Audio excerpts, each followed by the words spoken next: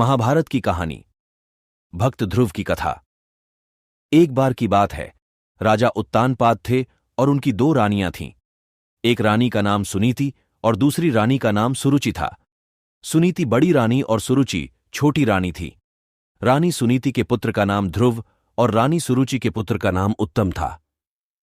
राजा उत्तानपाद का रुझान छोटी रानी सुरुचि की तरफ ज्यादा था, क्योंकि वो दिखने में काफी सुंदर थीं। लेकिन रानी सुरुचि अपनी सुंदरता पर काफी घमंड करती थीं। वहीं बड़ी रानी सुनीति का स्वभाव सुरुचि से बिल्कुल अलग था। रानी सुनीति काफी शांत और समझदार स्वभाव की थीं। राजा का सुरुचि के तरफ अधिक प्रेम देखते हुए रानी सुनीति दुखी रहती थीं। इसलिए वह अपना ज्यादा से ज्यादा वक्त भगवान की पूजा अर्चना करते हुए बिताती थीं।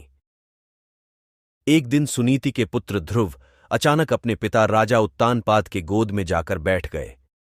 वह अपने पिता के गोद में बैठकर खेल ही रहे थे कि वहां छोटी रानी सुरुचि पहुंच गईं। राजा के गोद में ध्रुव को बैठे देखकर रानी सुरुचि को गुस्सा आ गया। रानी ने ध्रुव को राजा के गोद से नीचे उतारते हुए कहा, तुम राजा के गोद में नहीं बैठ सकते हो। राजा की गोद और सिंहासन पर सिर्फ मेरे पुत्र उत्तम का अधिकार है। यह सुनकर ध्रुव को बहुत बुरा लगा। ध्रुव वहां से रोते हुए अपनी मां के पास चला गया। ध्रुव को रोता देख मां काफी चिंतित हो गई और ध्रुव से उसके रोने का कारण पूछा। ध्रुव ने रोते हुए सारी बात बताई। ध्रुव की बात सुनकर मां के आंखों में भी आंसू आ गए। ध्रुव को चुप कराते हुए सुनीति ने कहा, भगवान की आराधना में बहुत शक्ति है। अगर सच्चे मन से आराधना की जाए तो भगवान से तुम्हें पिता की गोद और सिंहासन दोनों मिल सकते हैं। मां की बात सुनकर ध्रुव ने निर्णय कर लिया कि वह सच्चे मन से भगवान की आराधना करेंगे। ध्रुव अपने महल से भगवान की प्रार्थना करने जंगलों की तरफ निकल पड़े। उन्हें रास्ते में ऋषि नारद मिले। छोटे से ध्रुव को जंगलों की तरफ जाता देख नारद ने उन्हें रोका। नारद ने उनसे पूछा, तुम जंगलों की तरफ क्यों जा रहे हो? ध्रुव ने उन्हें बताया कि वो भगवान का ध्यान करने जा रहे हैं। ध्रुव की बात सुनकर नारद ने उन्हें समझाकर राजमहल वापस भेजने की कोशिश की, लेकिन ध्रुव ने उनकी एक न सुनी।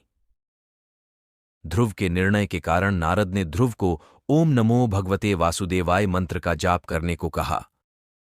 इसके बाद ध्रुव जंगल में जाकर इस मंत्र का जाप करने लगे।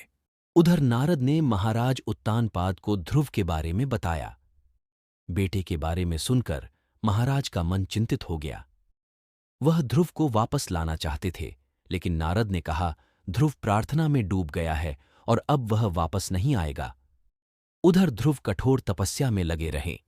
कई दिन और महीने गुजर गए, लेकिन ध्रुव प्रार्थना करते रहे। इस बीच ध्रुव की भक्ति से प्रसन्न होकर भगवान हरि ध्रुव के सामने प्रकट हुए। भगवान हरि ने ध्रुव को वरदान देते हुए कहा, तुम्हारी तपस्या से हम बहुत प्रसन्न हैं। तुम्हें राज्य सुख मिलेगा, साथ ही तुम्हारा नाम और तुम्हारी भक्ति हमेशा के लिए जानी जाएगी। यह कहकर भगवान ने ध्रुव को राजमहल की तरफ भेज दिया। भगवान के दर्शन पाकर ध्रुव भी बहुत खुश हुए और उन्हें प्रणाम कर महल की तरफ चले गए। बेटे को महल वापस आते देख राजा खुश हो गए और उनको अपना पूरा राज्य सौंप दिया।